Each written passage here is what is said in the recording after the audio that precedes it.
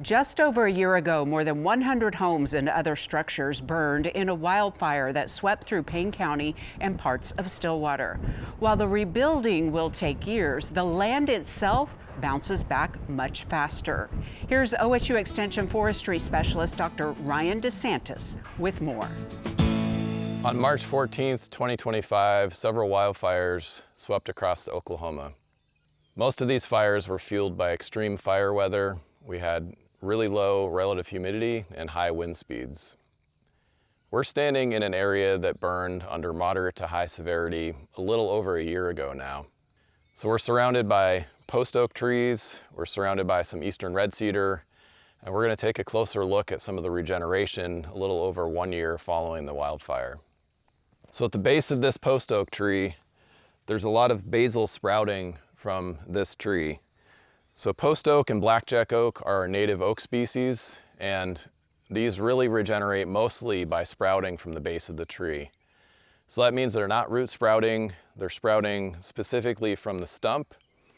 And while the top of the tree dies and things look pretty desolate after a wildfire, there's generally a lot of regeneration following in the next year and in coming years. So if we came back to this area in the next few decades, this would likely be a pretty healthy oak forest.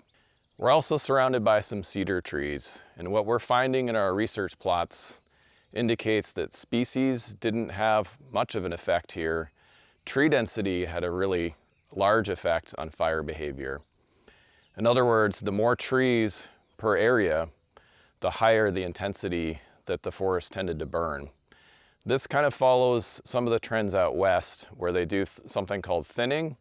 So if you cut, for example, half of your trees, the trees that are remaining are spaced out, and it's harder for fire to carry from tree to tree.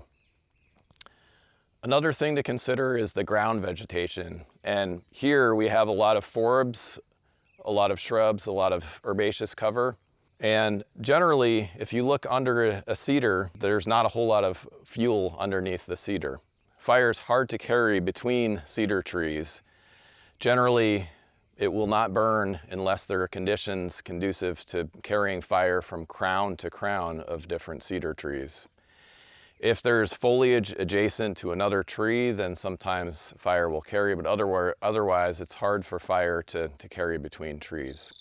On the other hand, underneath oaks, there tends to be a lot of herbaceous cover like this, especially when there's been a fire.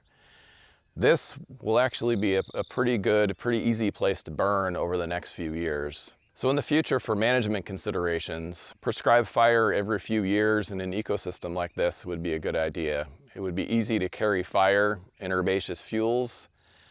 You can stimulate sprouting from the bases of the trees, and you can have your next cohort of oak trees. These sprouts are also really good for wildlife like deer. So we have some research plots in this area. We're looking at recovery of vegetation, but also activity from animals like deer.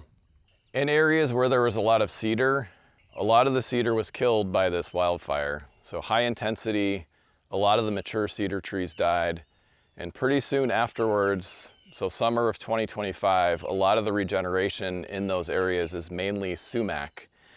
We do have some sumac in this forest as well. There's some right here.